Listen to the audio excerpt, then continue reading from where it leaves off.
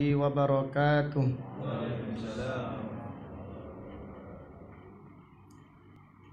Innal hamdalillah nahmaduhu wa nasta'inuhu wa nastaghfiruh wa na'udzu billahi min syururi anfusina wa min sayyiati a'malina. Man yahdihillahu fala mudilla lahu wa man yudlil fala hadiya lahu. Wa ashhadu an la ilaha illallah wahdahu la syarika lah. Wa ashhadu anna Muhammadan abduhu wa rasuluh. Amma ba'du fa inna asdaqal hadisi kitabullah. Wa khairal hadi hadi Muhammadin sallallahu alaihi wasallam. Wa syarrul umuri muhdatsatuha. Wa kullu muhdatsatin bid'ah. Wa kullu bid'atin dhalalah. Wa kullu dhalalatin finnar. Alhamdulillah,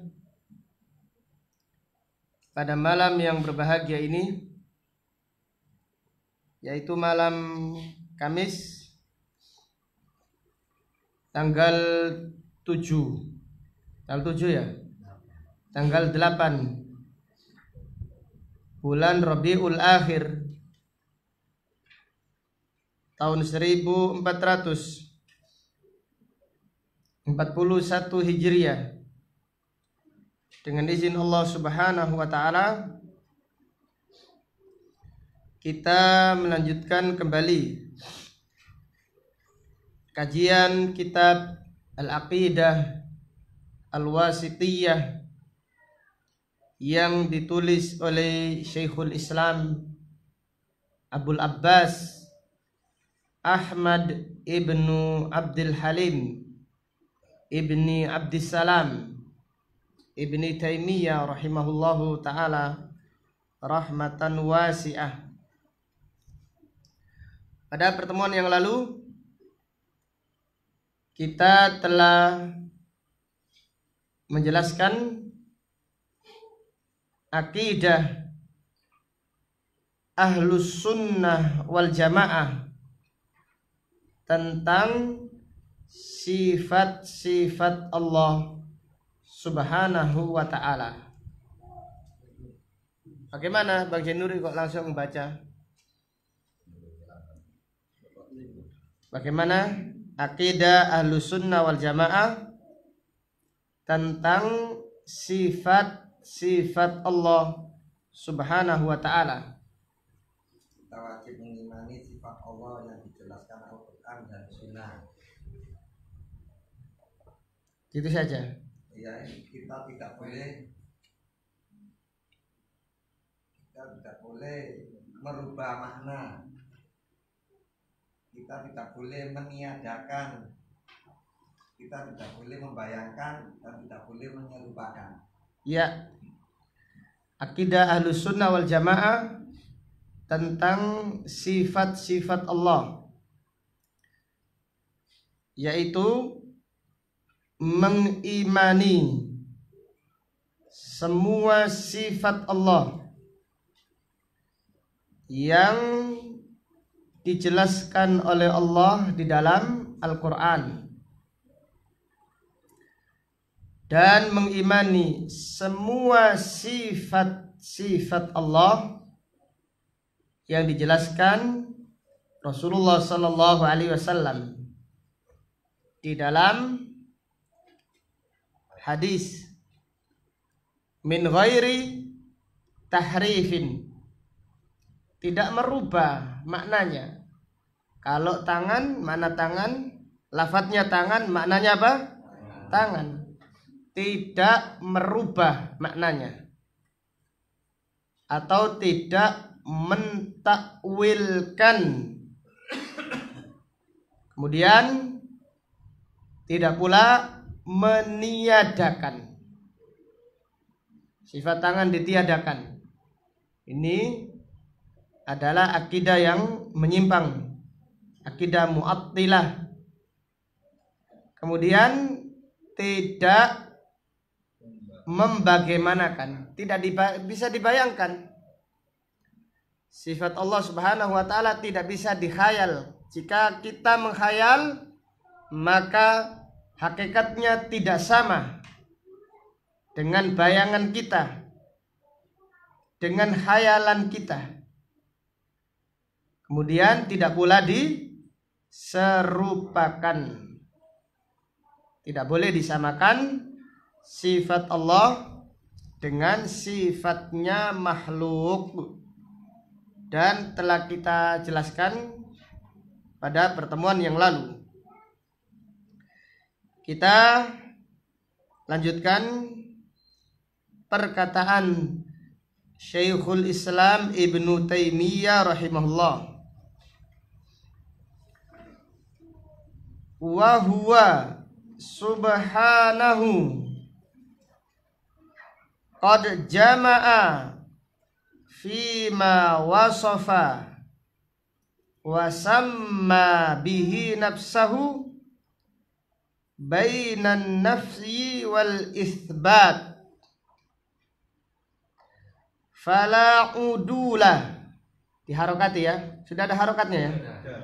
Fala udulah li ahli sunnati amma ja'at bihil mursalun fa innahu siratul mustaqim siratul ladzina an'ama Allahu alaihim minan nabiyyin was-siddiqin wasyuhada'i was-salihin. Kita artikan wahwa, dan dia, yaitu Allah subhanah qad jama'ah, telah mengumpulkan atau telah menggabungkan fima wasafa wasamma bihi nafsahu, dan dia Allah Subhanahu wa ta'ala telah menggabungkan fima wasafa wasamma bihi nafsahu, apa yang disifati dan yang dinamakan untuk dirinya, bainan nafyi wal itsbat, antara meniadakan dan menetapkan. Jadi Allah Subhanahu wa ta'ala menggabungkan di dalam Al-Quran sifat-sifatnya, antara yang ditiadakan dan ada yang ditetapkan. Jadi artinya di dalam Al-Quran ada sifat yang ditiadakan untuk Allah, yaitu sifat yang aib, sifat yang kurang. Demikian pula ada sifat yang ditetapkan oleh Allah Subhanahu wa ta'ala. Maka penulis berkata, fala udula li ahli sunnah, fala udula li ahli sunnah amma ja'at bihil mursalin. Maka tidak ada jalan yang lain bagi ahli sunnah, tidak ada jalan yang lain kecuali mengikuti apa yang dibawa oleh para nabi dan para rasul. Fa innahu siratul mustaqim, jalannya para nabi dan para rasul adalah jalan yang lurus. Siratul ladzina an'amallahu alaihim. Jalan orang-orang yang telah Allah beri kenikmatan kepada mereka. Minan nabiyyin, dari para nabi, wasiddiqin, dan dari para siddiq, wasyuhada, demikian pula orang-orang yang mati syahid, wassalihin, demikian pula jalan orang-orang yang salih.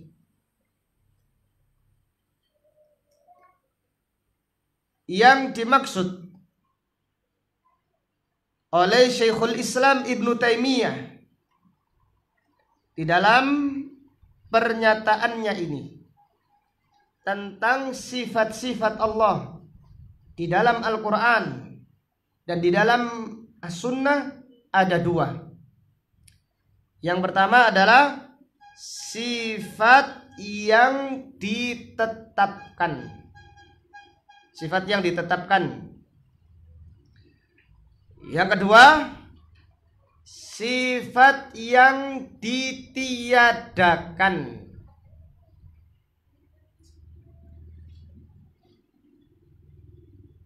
Yang pertama apa tadi? Sifat yang ditetapkan.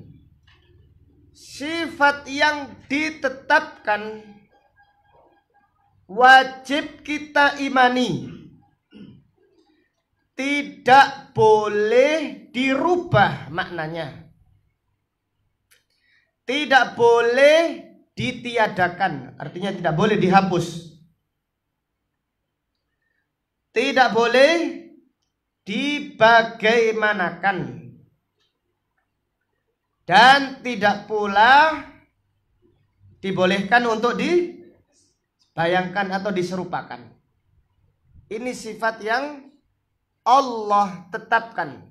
Contoh sebagaimana yang telah dicontohkan kemarin, sifat tangan. Kita wajib mengimani. Kemudian tidak boleh dirubah maknanya. Tangan jangan dirubah maknanya menjadi kekuatan. Tangan artinya tangan, kekuatan artinya kekuatan.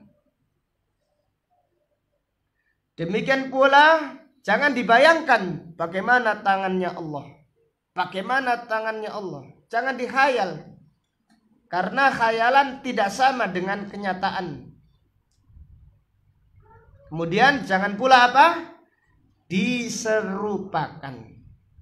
Maka nanti Syekhul Islam Ibnu Taimiyah menyebutkan sifat-sifat Allah di dalam Al-Quran. Wajib kita mengimaninya. Dan tidak boleh kita serupakan, tidak boleh kita rubah maknanya, tidak ditiadakan, dan tidak pula dibayangkan. Ini yang pertama. Yang kedua apa tadi? Sifat yang ditiadakan.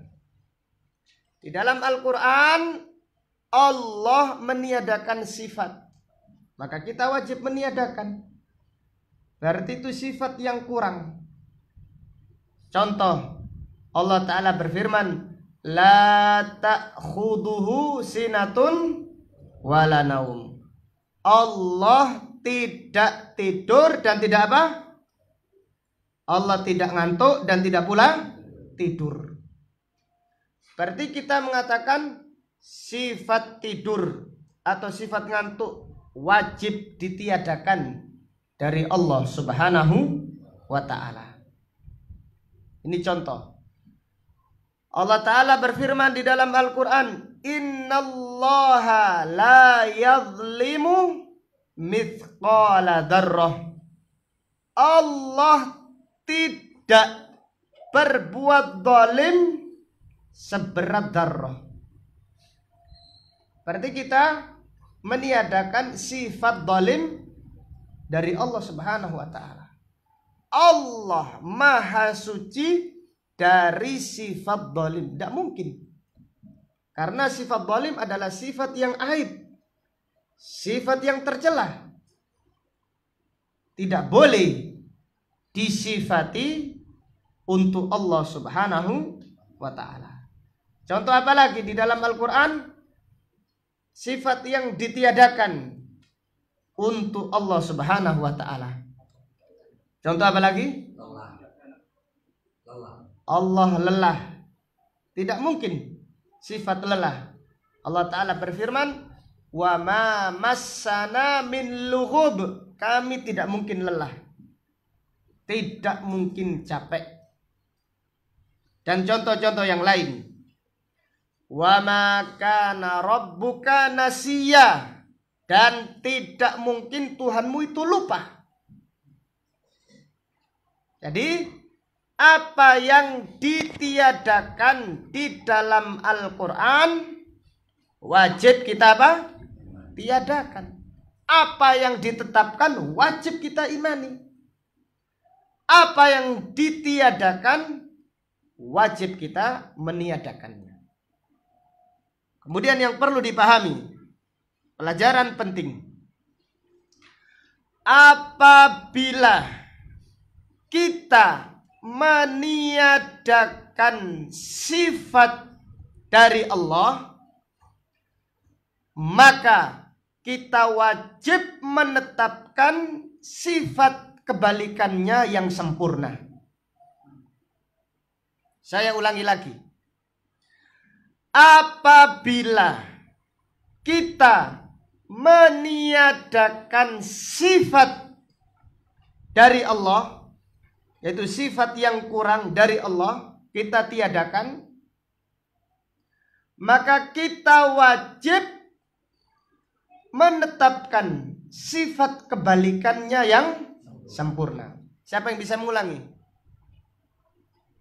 Monggo Bang Heri.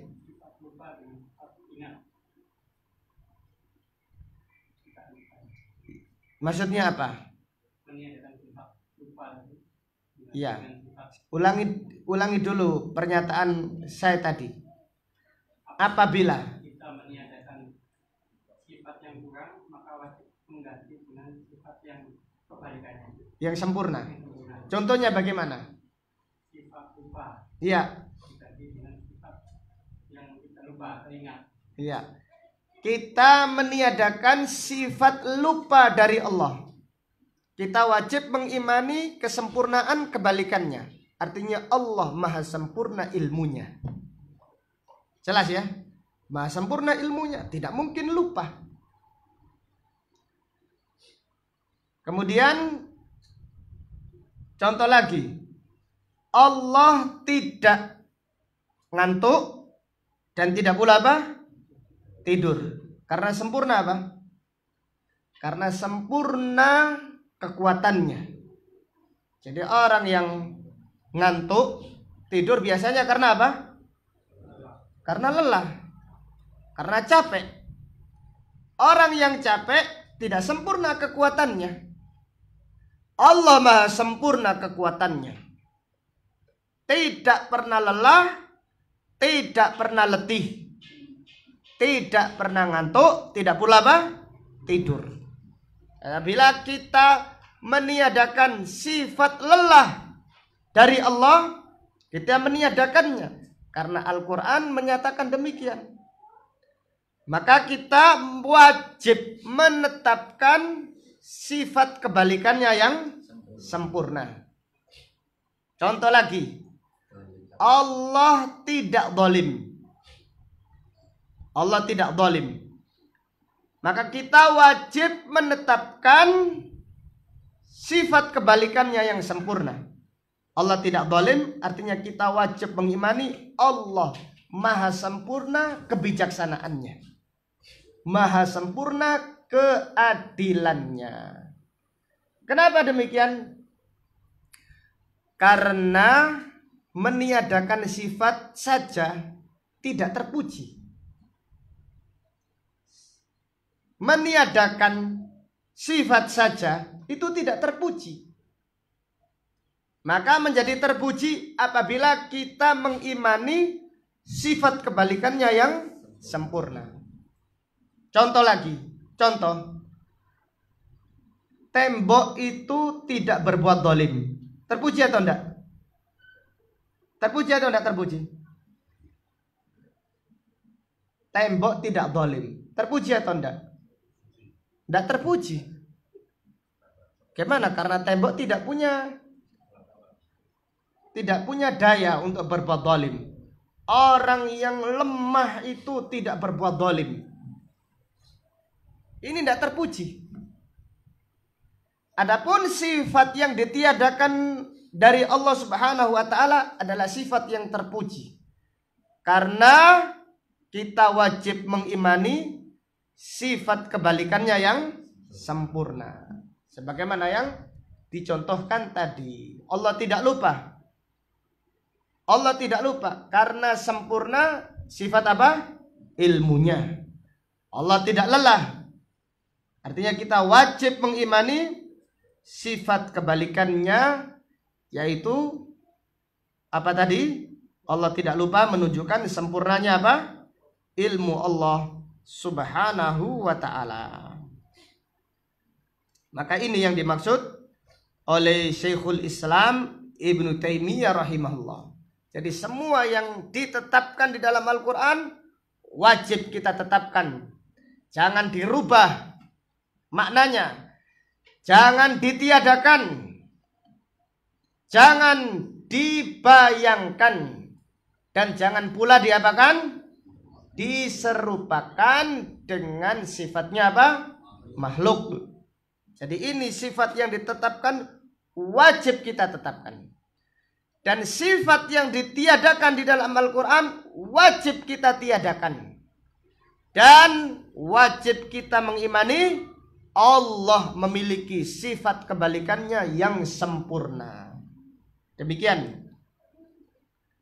Kemudian Syekhul Islam Ibnu Taimiyah rahimahullah berkata, wa qad dakhala fi hadhil jumlah ma wasafa bihi nafsahu fi suratil Ikhlas allati ta'dilu thulutsal Qur'an haitsu yaqul qul huwallahu ahad Allahus samad lam yalid wa lam yulad wa lam yakul lahu kufuwan ahad. Syekhul Islam Ibnu Taimiyah rahimahullah berkata, dan telah masuk di dalam keterangan ini ma wasafa bihi nafsahu, apa yang Allah sifati untuk dirinya, fi suratil Ikhlas, di dalam surat Al-Ikhlas, allati ta'dilu thulutsal Qur'an, yang setara dengan sepertiga Al-Quran. Jadi surat Al-Ikhlas setara dengan sepertiga Al-Quran. Haitsu yaqul, ketika Allah Ta'ala berfirman, qul huwallahu ahad Allahus samad lam yalid wa lam yulad wa lam yakul lahu kufuwan ahad. Surat Al-Ikhlas setara dengan sepertiga Al-Quran berdasarkan hadis Rasulullah Sallallahu Alaihi Wasallam. Beliau bersabda, qul huwallahu ahad ta'dilu thulutsal Qur'an. Surat qul huwallahu ahad setara dengan sepertiga Al-Quran. Yang dimaksud setara artinya pahala membacanya. Jadi orang yang membaca surat Al-Ikhlas setara dengan membaca sepertiga Al-Quran. Kemudian Yang berikutnya, surat Al-Ikhlas setara dengan sepertiga Al-Quran, karena Al-Quran terbagi menjadi 3. Yang pertama tentang tauhid, tentang Allah Subhanahu wa ta'ala. Kemudian yang kedua, Al-Quran itu tentang al-ahkam, perintah dan larangan, hukum-hukum. Dan Al-Quran isinya tentang al-jaza, yaitu balasan pada hari kiamat.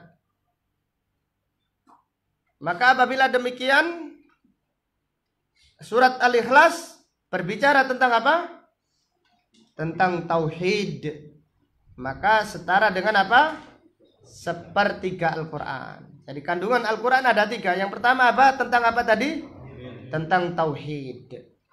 Yang kedua tentang apa? Perintah dan larangan. Yang ketiga tentang apa? Balasan pada hari kiamat. Maka dengan demikian Al-Quran atau surat Al-Ikhlas setara dengan sepertiga Al-Quran. Hujan ya? Allahu Akbar, alhamdulillah. Apa sunnahnya baca apa? Allahumma sayyiban nafi'ah. Allahumma sayyiban nafi'ah. Dan salah satu sunnah ketika turun hujan baca rahmah. Rahmah, ya Allah semoga hujan ini membawa apa? Rahmat.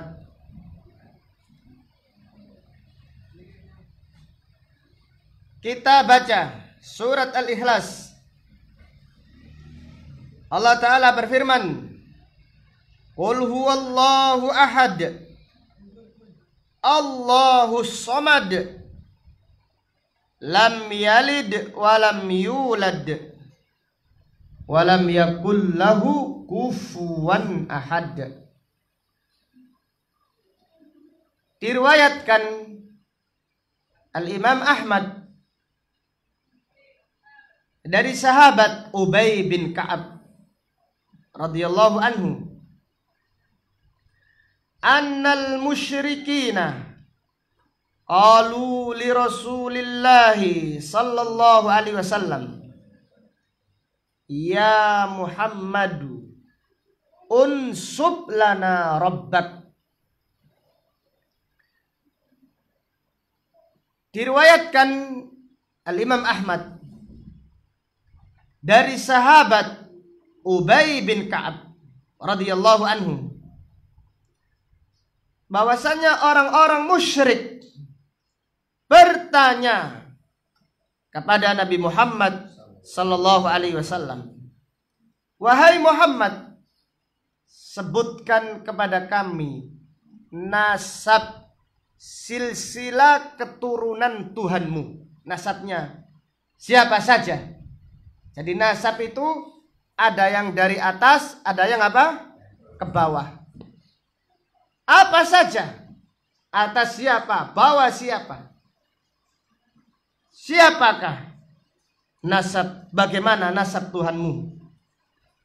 Fa'anzalallahu azza wa jal, Allah subhanahu wa ta'ala menurunkan firman-Nya, Qul huwallahu ahad, Allahus samad, lam yalid walam yulad. Allah berfirman, lam yalid, Allah tidak beranak. Yang ditiadakan nasab ke bawah atau ke atas ini? Ke bawah. Allah tidak beranak. Nasab yang di bawah ditiadakan oleh Allah. Walam yulad, nasab yang di atas juga ditiadakan oleh Allah subhanahu wa ta'ala. Lam yalid walam yulad, walam yakun lahu kufuwan ahad. Tidak ada satupun yang serupa dan setara dengannya. Kita pelajari satu persatu ayat yang mulia ini. Allah Ta'ala berfirman, Qul, katakan. Dari kalimat katakan terdapat pelajaran akidah itu harus terang, tidak boleh abu-abu, tidak boleh samar-samar, dan tidak boleh pula disembunyikan. Masalah prinsip, qul katakan. Kemudian dari firman Allah qul katakan terdapat pelajaran bahwasannya Al-Quran itu firman Allah yang disampaikan Nabi Shallallahu Alaihi Wasallam secara utuh, tidak ada yang dikurangi, sampai kul pun dikatakan kul.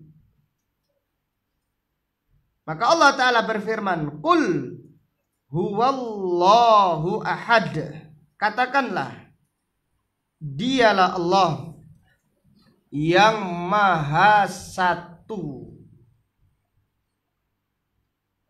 Allah Subhanahu wa Ta'ala maha satu di dalam zatnya. Artinya zat Allah itu satu.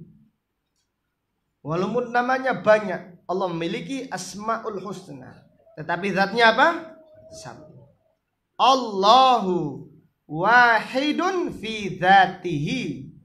Allah maha satu di dalam zatnya. Allah tidak dua, Allah tidak tiga. Maka Allah Ta'ala berfirman, laqad kafaral ladzina qalu innallaha salisu salasah. Sungguh telah kufur orang-orang yang mengatakan Allah itu satu dari tiga apa? Tuhan. Salisu salasah. Wa ma min ilahin illa ilahun wahid. Padahal tidak ada sembahan yang hak kecuali sesembahan yang satu.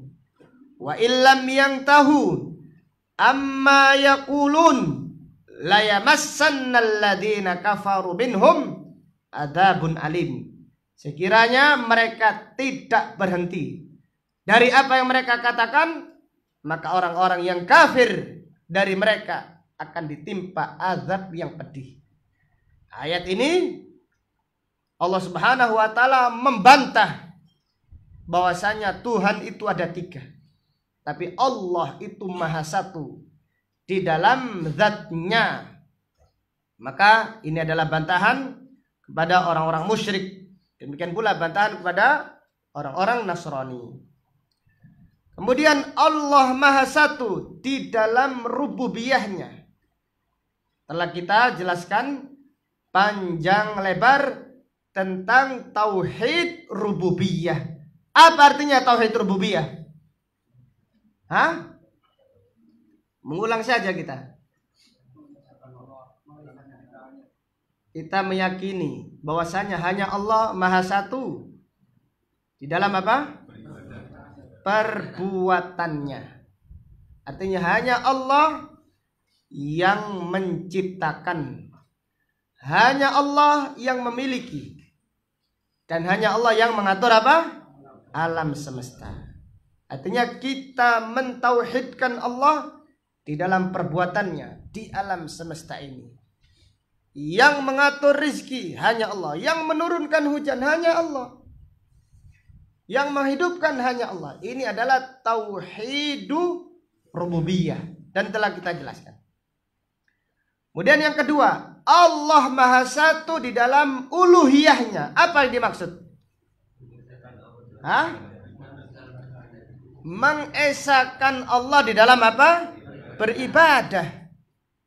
Apabila hanya Allah yang menciptakan alam semesta, apabila hanya Allah yang mengatur alam semesta ini, maka sepatutnya ibadah tidak boleh diarahkan, tidak boleh diserahkan kecuali hanya kepada Allah Subhanahu wa Ta'ala. Maka ini yang dinamakan tauhidul ibadah atau dinamakan tauhidul uluhiyah.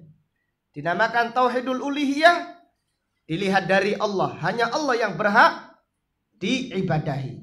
Dinamakan tauhidul ibadah, artinya ibadah kita jangan diberikan kecuali hanya kepada siapa? Pada Allah Subhanahu wa Ta'ala.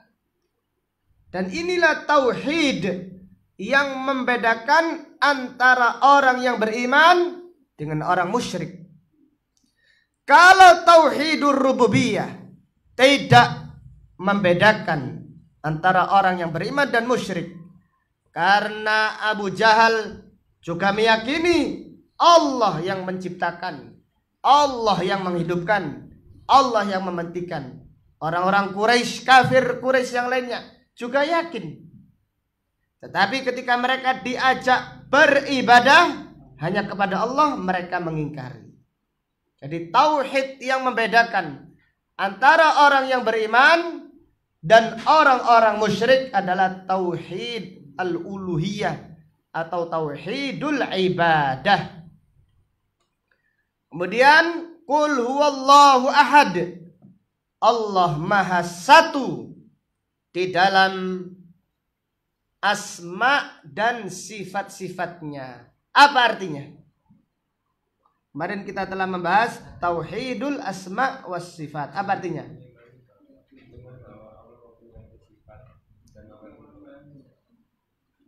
Artinya kita mengimani hanya Allah saja yang memiliki nama yang sempurna dan sifat yang sempurna. Adapun namanya makhluk banyak kekurangannya. Sifatnya makhluk banyak kekurangannya. Ada orang namanya alim namun dia tidak hafal Al-Quran, tapi namanya apa? Alim.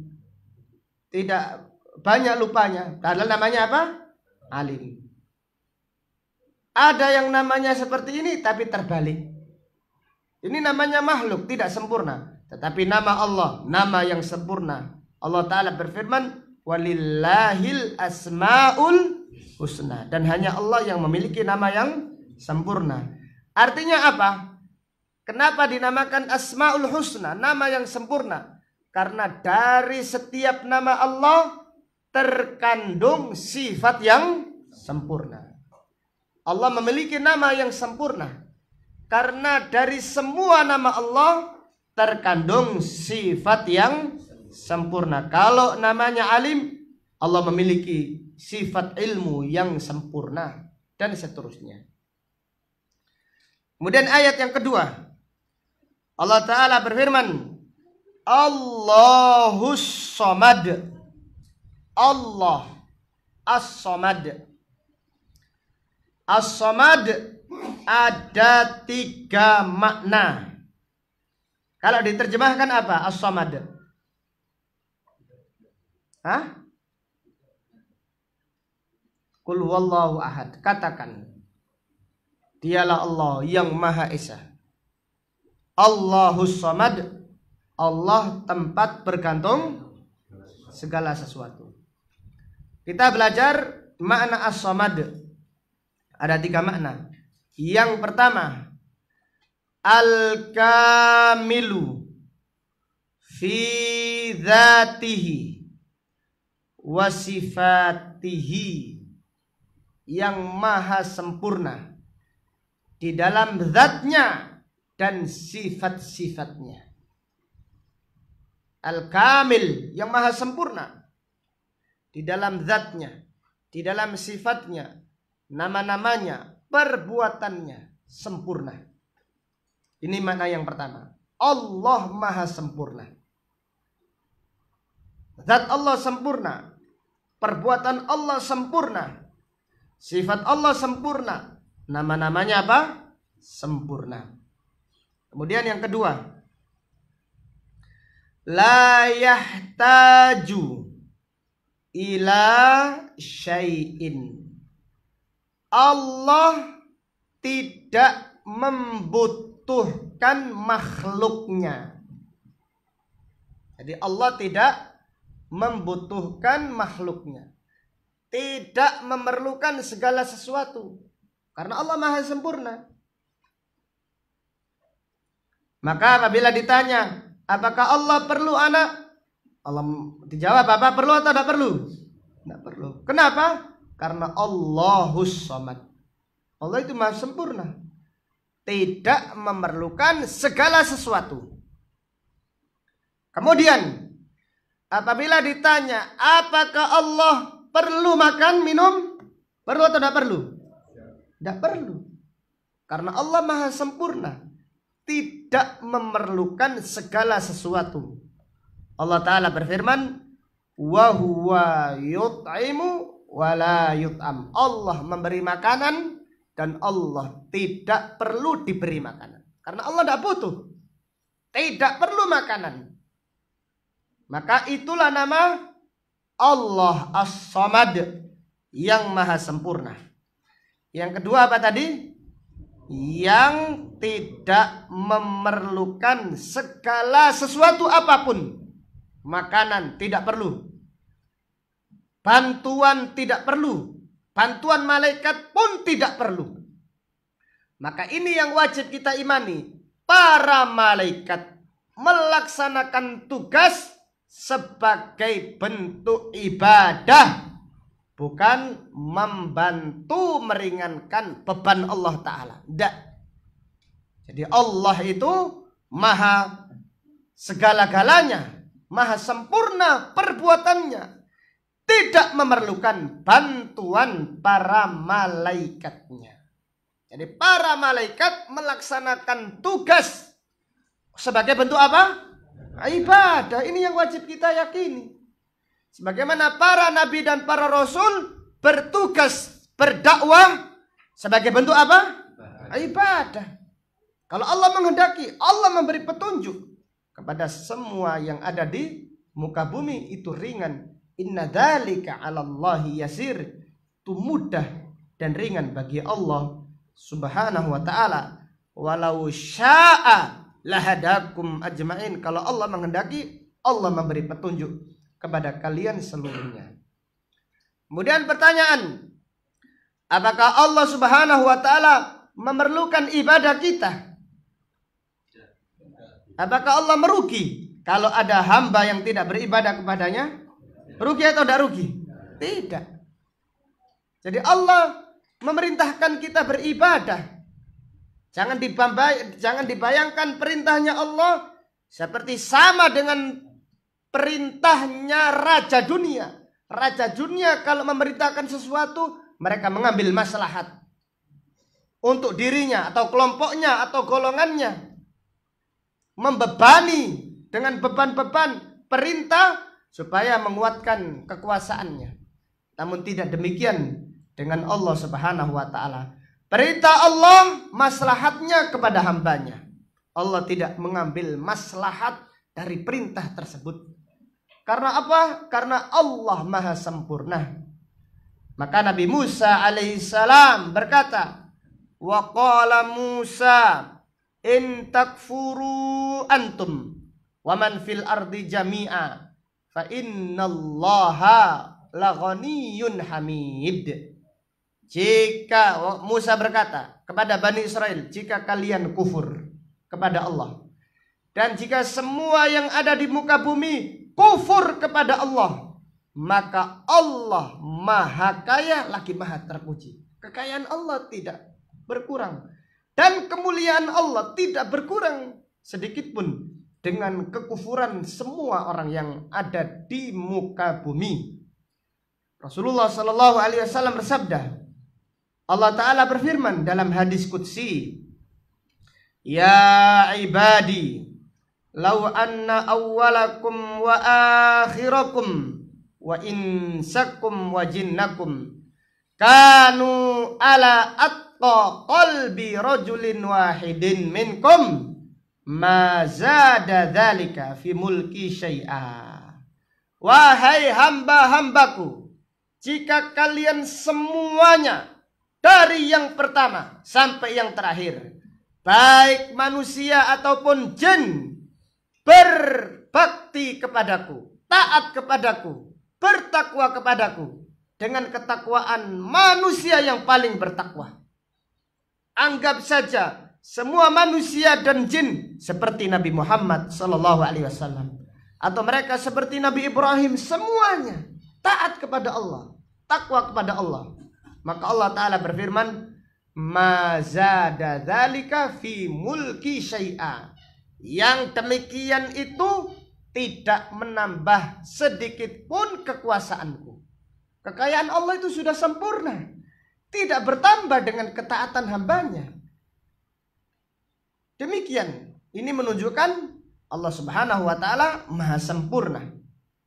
Demikian pula Allah ta'ala berfirman, wa ya ibadi law anna awwalakum wa akhirakum wa insakum wa jinnakum kanu ala afjari qalbi rajulin wahidin minkum ma naqasa dzalika min mulki syai'a. Hai hambaku, jika kalian semua dari yang pertama sampai yang terakhir, manusia ataupun jin, durhaka kepadaku dengan kedurhakaan makhluk yang paling durhaka. Siapa yang paling durhaka di muka bumi ini?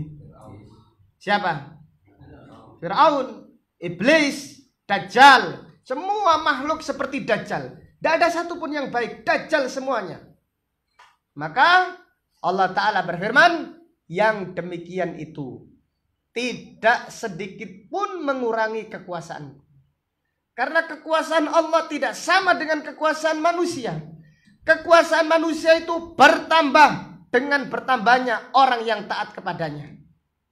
Kekuasaan manusia berkurang dengan berkurang orang yang taat kepadanya, atau bahkan hilang kekuasaannya jika orang-orang yang di dekatnya membangkang. Tapi tidak demikian dengan kekuasaan Allah Subhanahu wa ta'ala. Karena itulah nama Allah adalah Allahus Somad. Allah tidak memerlukan makhluk, tidak memerlukan segala sesuatu. Jadi itulah makna dari nama Allah As-Samad. Kemudian yang ketiga, semua makhluk atau segala sesuatu memerlukan bantuan dari Allah Subhanahu wa ta'ala. Maka diterjemahkan tempat bergantung apa? Segala sesuatu. Artinya manusia bergantung kepada Allah, jangan bergantung kepada manusia. Bergantunglah kepada As-Samad, yang tempat bergantung segala sesuatu. Demikian. Dengan demikian makna Samad ada berapa? Ada 3. Yang pertama apa? Yang maha sempurna di dalam zatnya, nama-namanya, sifat-sifatnya, perbuatannya sempurna. Kemudian yang kedua apa? Tidak memerlukan segala sesuatu. Kemudian yang ketiga apa? Iya, semua makhluk, segala sesuatu, tempat bergantung segala apa? Sesuatu. Tempat bergantung semua makhluknya. Allah Ta'ala berfirman, yas'aluhu man fis samawati wal ard kulla yaumin huwa fi sya'n. Semua yang ada di langit, semua yang ada di bumi, setiap saat meminta kepadanya. Setiap saat dia dalam keadaan sibuk. Allah Subhanahu wa ta'ala setiap saat itu sibuk. Sibuk mengurusi makhluknya, sibuk mengabulkan doa orang-orang yang meminta kepadanya.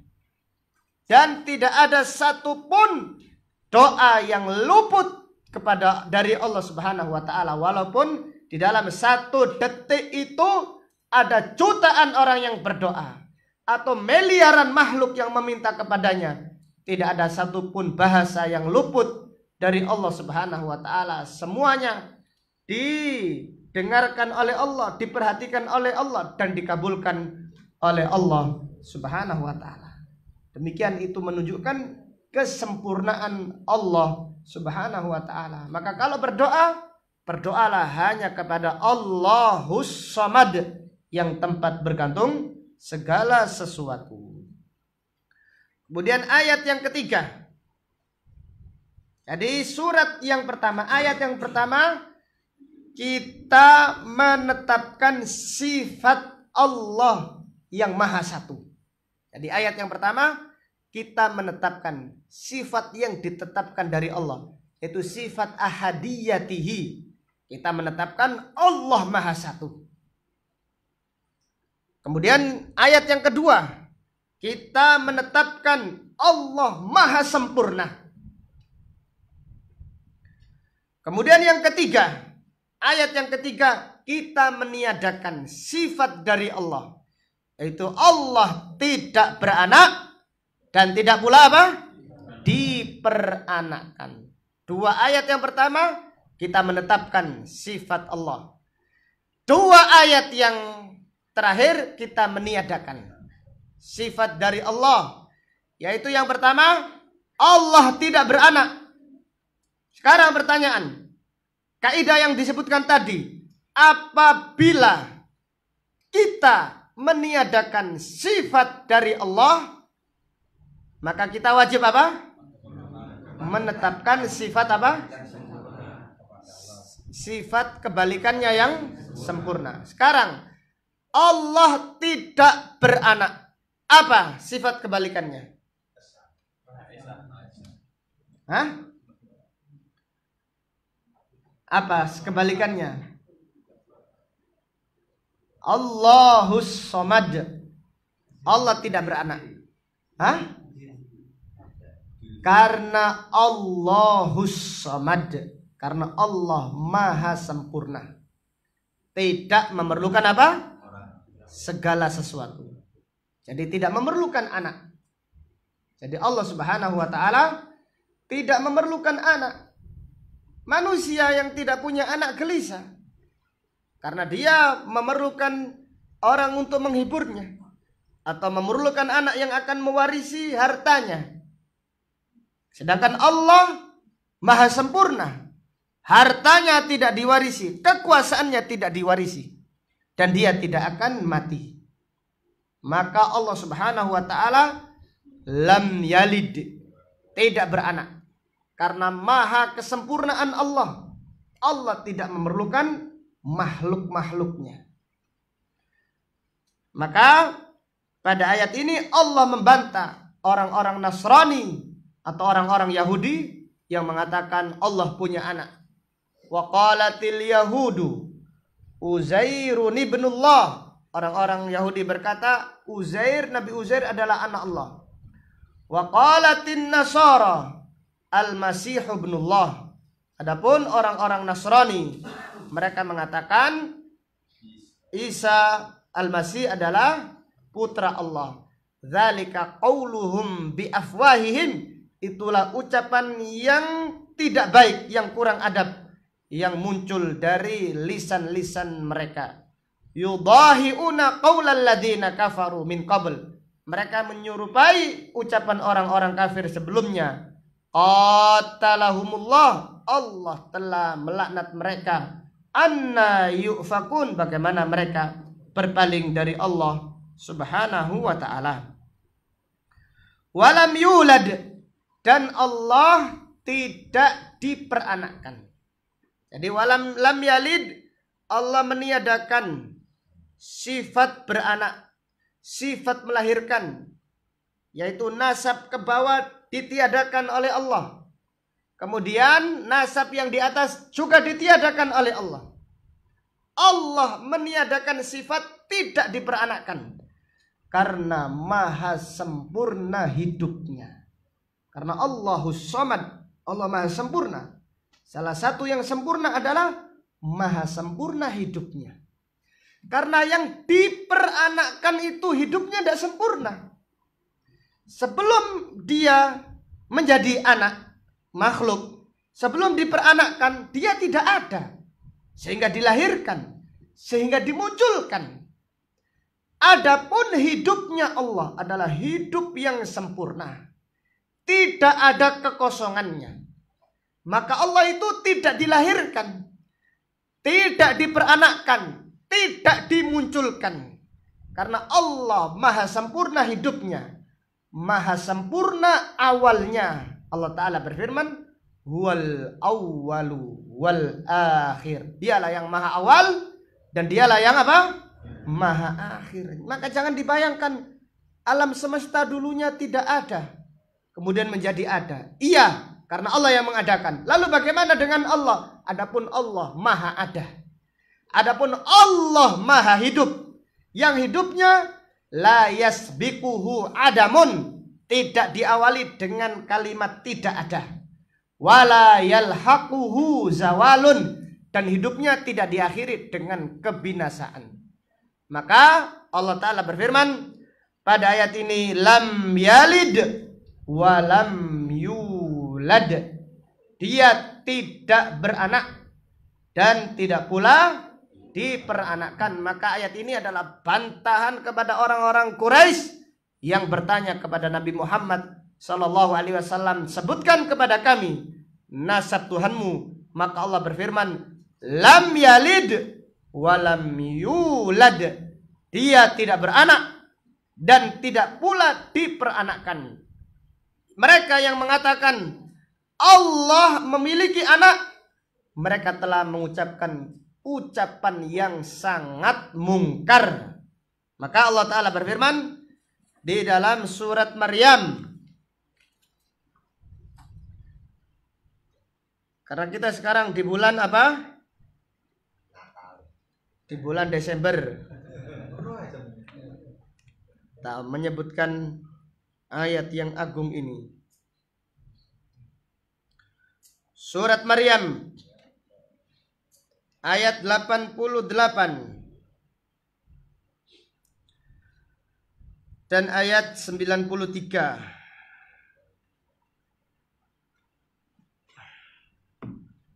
Surat Maryam ayat 88 sampai 93.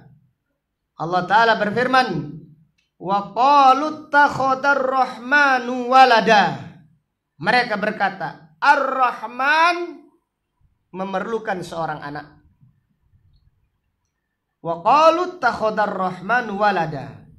Mereka berkata, yaitu orang-orang Nasrani, Allah memiliki seorang anak, Allah membutuhkan seorang anak.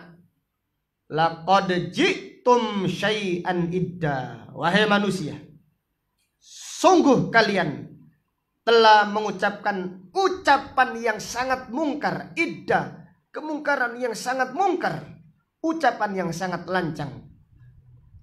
Takadus samawatu yatafattarna minhu wa tanshaqqul ardu wa takhirrul jibalu hadda. Hampir-hampir langit itu runtuh menjatuhi mereka. Hampir-hampir bumi terbelah untuk menelan mereka. Hampir-hampir gunung-gunung berhamburan menghantam mereka.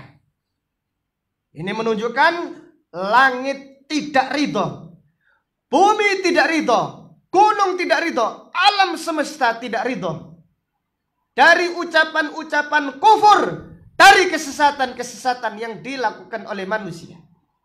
Di antaranya adalah ucapan yang sangat kufur. Mereka mengatakan Allah punya anak.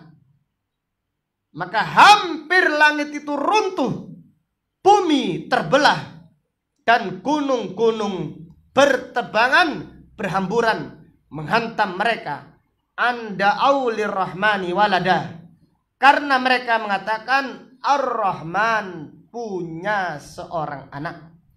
Wa ma yanbaghi lirrahmani an yattakhidha walada. Tidak layak bagi Ar-Rahman memiliki seorang anak. In kullu man fis samawati wal ardi illa atir rahmani abda. Semua yang ada di langit, semua yang ada di bumi datang menghadap Ar-Rahman menjadi apa? Seorang apa?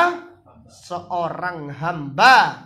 Tidak ada pun yang datang menjadi seorang anak. Maka ini adalah ayat yang sangat tegas, celaan, bahkan ancaman keras bagi orang-orang yang mengatakan Allah memiliki anak. Maka tidak boleh kita mengucapkan selamat pada perayaan-perayaan mereka, karena akidah mereka adalah akidah kufur yang sangat dimurkai oleh Allah Subhanahu wa ta'ala. Dan orang yang mengatakan Allah punya anak, dia itu mencela Allah. Dia itu mencela Allah. Dalam hadis qudsi yang diriwayatkan oleh Imam Bukhari dari Nabi sallallahu alaihi wasallam, Allah taala berfirman, "Syatamani ibnu Adam walam yakun lahu dzalik wa kadzdzabani ibnu Adam walam yakun lahu dzalik. Anak manusia mendustakan aku dan anak manusia mencela aku. Wa amma takdzibuhu iyaya, adapun mereka mendustakan aku, fa qauluhu lan yu'idani kama bada'ani, Allah tidak menghidupkan aku kembali seperti Allah menciptakan aku pertama kali. Artinya keyakinan orang-orang musyrik, mereka yakin kalau sudah mati tidak hidup lagi. Seperti keyakinannya orang Hindu, Buddha. Jadi kalau sudah mati ya sudah tidak ada lagi namanya negeri akhirat. Maka itu adalah mendustakan Allah.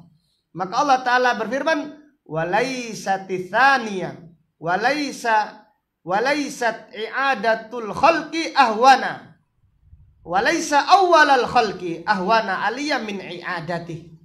Bukankah, tidaklah menghidupkan makhluk itu lebih sulit bagiku daripada menciptakannya pertama kali.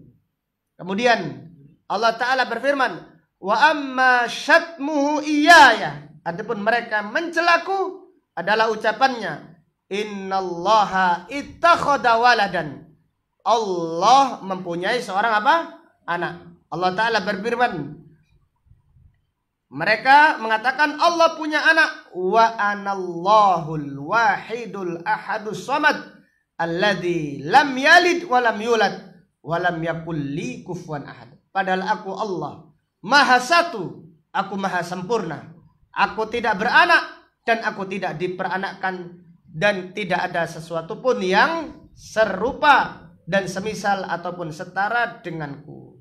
Maka kita meyakini bahwasannya Allah Subhanahu wa Ta'ala lam yalid, Allah tidak beranak, tidak membutuhkan anak, Allah tidak memerlukan anak. Maka Allah Ta'ala berfirman, anna yakunu lahu waladun, bagaimana Allah punya anak? Walam takul lahu sahiba, sedangkan Allah tidak memerlukan istri. Allah maha sempurna. Allah maha sempurna di dalam zatnya, di dalam sifat-sifatnya, dan di dalam semua perbuatannya. Kemudian walam yulad, dan Allah tidak diperanakkan, tidak dilahirkan, tidak diadakan. Dari sebelumnya tidak ada, kemudian menjadi ada atau muncul, tidak. Tetapi Allah maha ada, Allah maha sempurna hidupnya, Allah maha awal, yang awalnya tidak ada permulaannya. Walam yulad, dan tidak pula diperanakkan, tidak dilahirkan, atau tidak pula dimunculkan. Walam yakul lahu kufuwan ahad, dan tidak ada seorang pun, tidak ada sesuatu pun yang setara dengannya. Ayat yang keempat, kita meniadakan bahwasannya ada makhluk yang setara dengan Allah. Ini kita tiadakan. Jadi kita meniadakan sekutu-sekutu atau tandingan-tandingan atau serupa-serupa bagi Allah Subhanahu wa Ta'ala. Maka apabila kita menetapkan sifat Allah, maka kita menetapkan dan kita tidak menyamakan sifat Allah dengan sifatnya apa? Makhluk. Ayat ini adalah surat ini adalah surat yang agung, yang di dalamnya terdapat kandungan makna tauhid. Maka seringkali zikir-zikir atau bacaan-bacaan dianjurkan membaca surat apa? Al-Ikhlas. Ini menunjukkan pentingnya tauhid. Kenapa wirid kok enggak baca ayat sholat? Kenapa wirid kok enggak membaca ayat puasa? Setiap bangun tidur atau pagi dan petang kita membaca ya ayyuhalladzina amanu kutiba alaikumusiyam, atau membaca ayat wa aqimus sholata wa atuz zakat. Enggak. Tapi menjelang tidur membaca surat Al-Ikhlas. Pagi dan petang membaca surat apa? Al-Ikhlas. Ketika sholat sunnah dianjurkan membaca surat Al-Ikhlas. Ini menunjukkan pentingnya tauhid, pentingnya akidah. Akidah lebih penting daripada sholat. Akidah lebih penting daripada perkara-perkara yang lainnya. Karena Akidah adalah perkara yang paling agung di dalam agama Islam.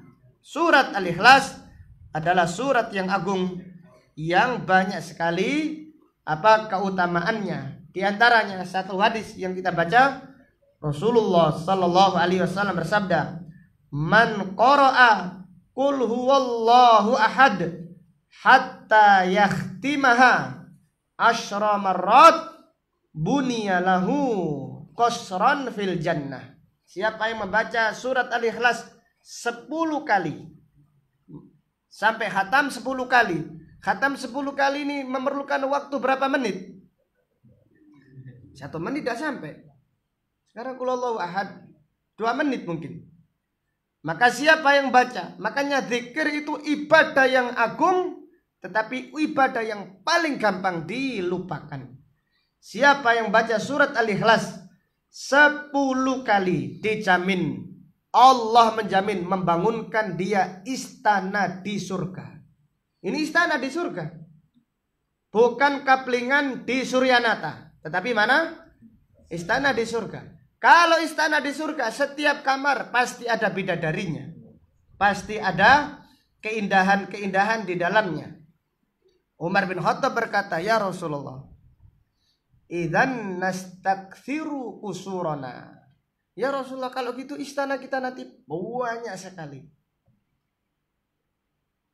Maka Nabi Shallallahu Alaihi Wasallam menjawab supaya jangan ada pikiran kaplingannya akan habis gitu, tidak akan habis.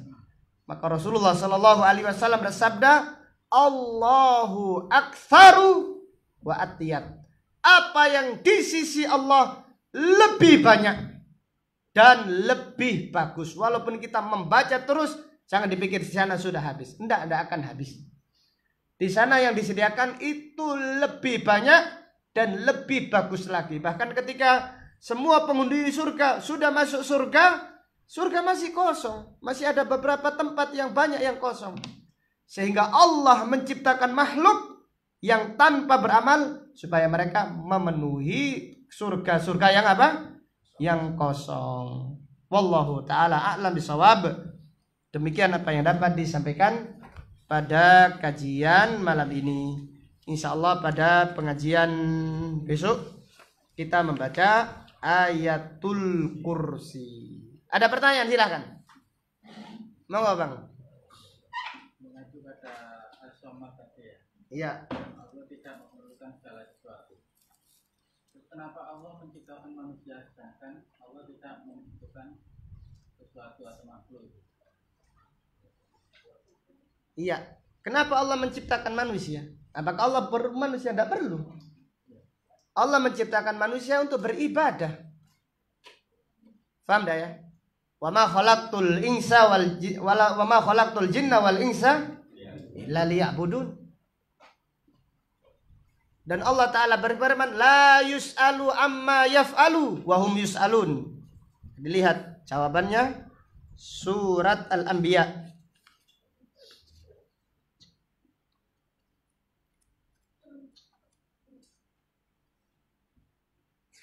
Surat Al-Anbiya ayat 23. La yus'alu amma yaf'alu wa hum yus'alun. Allah tidak ditanya apa yang dia perbuat. Kita hanya yakin perbuatan Allah itu sempurna. Sempurna kebijaksanaannya, sempurna keadilannya, sempurna kasih sayangnya. Jelas ya? Surat 21 ayat 23. La yus'alu amma yaf'alu. Jadi Allah tidak ditanya kenapa.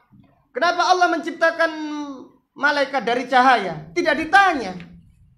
Kenapa tidak dibalik? Manusia saja yang dari cahaya, malaikat dari apa? Tanah. La yus'alu. Allah maha bijaksana. Alaihissallahu bi ahkamil hakimin. Allah tidak tanya apa yang dia perbuat karena perbuatannya sempurna. Wahum yus'alun, tapi manusia nanti yang akan dipertanggungjawabkan, yang akan ditanya oleh Allah pada hari kiamat nanti. Jelas dong ya?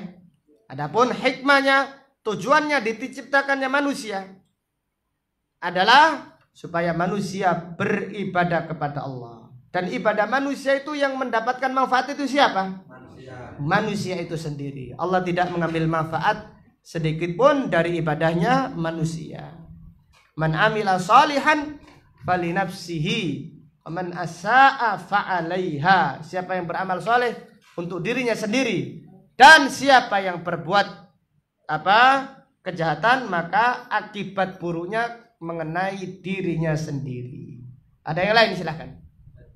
Ya, silahkan. Bolehkah kita meyakini kabar yang berasal dari Taurat atau Injil, yang mana itu tidak ada pengingkaran dan tidak ada pembenaran dari Al-Quran? Israiliyat. Jadi berita yang tidak ada di dalam Al-Quran, kemudian tidak ada di dalam hadis, maka kita lihat.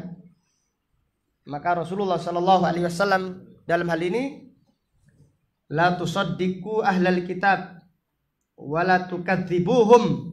Jangan membenarkan ahlul kitab dan jangan mendustakan mereka. Katakan wallahu alam. Jelas ya. Jadi berita-berita Israiliyat yang tidak bertentangan, tapi kalau bertentangan kita mengingkarinya. Kalau tidak bertentangan kita katakan wallahu alam. Dan kebanyakan Israiliyat itu adalah ilmu yang tidak bermanfaat dan bodoh yang tidak bahaya. Seperti tongkatnya Nabi Musa dari kayu apa? Apa manfaatnya? Kayu pring atau kayu jati atau kayu apa? Kadang-kadang ada pertanyaan pula, siapa namanya istrinya iblis? Ya Allah alam, siapa? Kita tidak kenalan dengan dia juga. Iya kan? Apa buah yang dimakan Nabi siapa? Adam alaihissalam, buah kedondong atau apa? Allahu a'lam. Ilmu yang tidak bermanfaat dan bodoh yang tidak tidak membahayakan. Ilmun la yanfa' wa jahlun la yadur. Demikian. Namun apabila kisah yang ada di dalam Israiliyat dibenarkan di dalam Al-Quran, kita wajib membenarkannya. Yang dibenarkan di dalam hadis, wajib kita membenarkannya. Wallahu a'lam. Yang lain silahkan. Monggo. Orang yang menafikan kesempurnaan Allah seperti orang Yahudi dan Nasara termasuk suatu kekufuran. Ini Suatu kekufuran. iya. Dari Islam. Iya betul. Kalau orang yang mentakwil sifat-sifat Allah seperti Allah punya tangan jadi kudroh, apa itu suatu kekufuran juga? Iya, itu akidah kufur. Akidah minimal akidah yang bid'ah, yang sangat bertentangan. Maka Allah mengancam, wadharul ladina yulhiduna fi asma'i. Biarkan mereka yang menyelewengkan nama-nama Allah dan sifat-sifatnya. Sayujzauna ma kanu ya'malun. Mereka akan mendapatkan balasan dari perbuatan mereka. Maka kelompok-kelompok seperti Jahmiyah, ada kelompok yang dikafirkan para ulama karena mengingkari sifat-sifat Allah. Ada seorang ahlul bidah yang namanya Ja'ad bin Dirham. Ja'ad bin Dirham mengingkari Allah berfirman kepada Nabi Musa. Diingkari, dihukum bunuh oleh para ulama di zaman itu. Adapun akidah yang mentakwilkan sifat-sifat Allah adalah akidah yang menyimpang sekali. Akidah kufur, akidah yang sesat. Apakah kita boleh mengkafirkan? Nah, kita kembalikan kepada para ulama kaum muslimin. Yang jelas akidah mentakwilkan sifat Allah berarti maksudnya apa? Tangan diartikan kekuatan. Kemudian Allah mencintai. Allah kok mencintai? Tidak mungkin kata mereka. Kalau cinta itu nanti ada ketergantungan, ada saling membutuhkan. Ini dia menggambarkan cintanya dengan makhluk.